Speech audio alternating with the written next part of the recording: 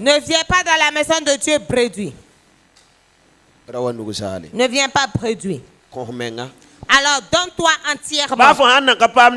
Même si tu n'as pas encore eu l'exaucement, sache bien que tu es valeureux aux yeux de Dieu. Alléluia. Amen. Tu es vraiment valeureux aux yeux de Dieu. Le jeune homme a dit à son père, alors sépare mes biens et donne-moi ma part d'héritage.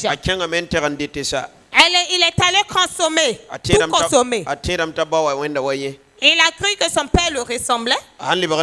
Lorsqu'il est arrivé, il est revenu et voulait devenir serviteur.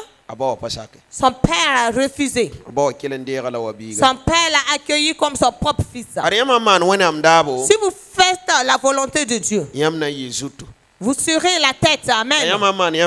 Si vous faites votre propre volonté, alors vous allez chuter. Alors soyons des chrétiens de Dieu.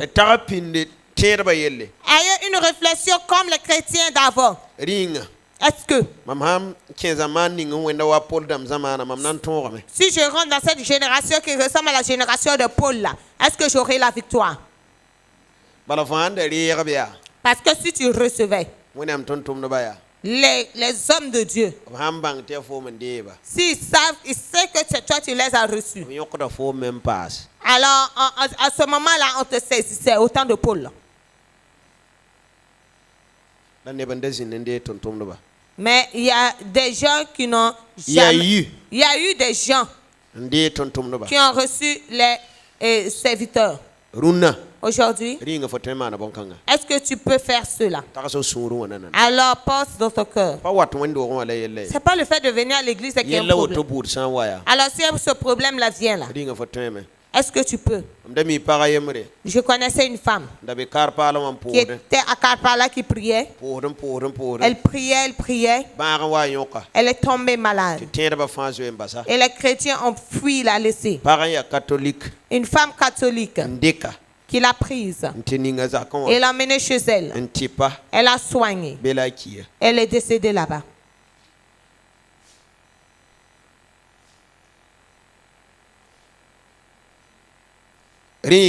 Est-ce que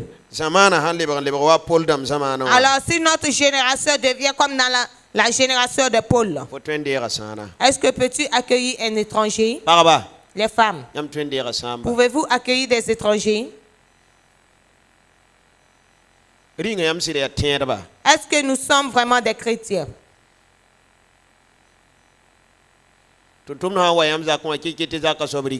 Alors si un serviteur de Dieu vient dans votre cour, n'allez-vous pas dire au chef de famille de le chasser?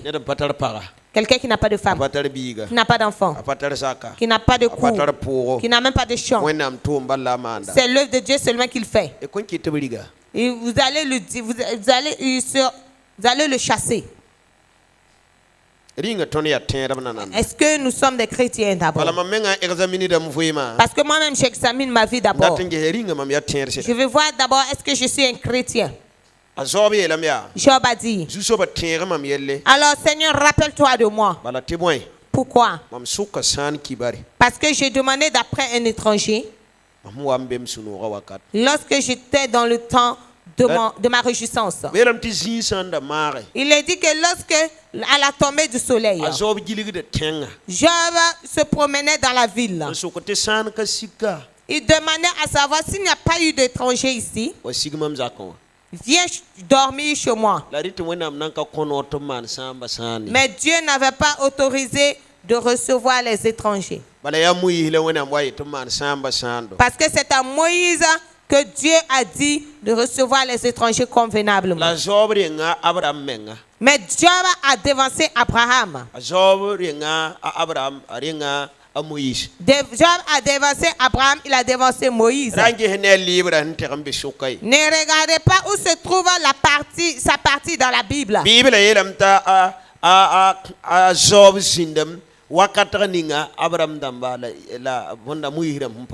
La parole de Dieu nous dit que Job a existé au moment où Abraham et Moïse n'ont pas existé. Ça veut dire la personne même qui a écrit le livre de Job, même, on ne sait pas c'est qui l'a écrit. Voyez-vous? Le miracle de Dieu. Alors, prie pour toi-même. Dis, je veux être un chrétien véridique. Alors, je veux que ma présence à l'église soit bénéfique envers Dieu et soit bénéfique envers les chrétiens. Sinon, ta foi, ta vie chrétienne vraiment n'est pas valeureuse. Prie Dieu pour toi-même.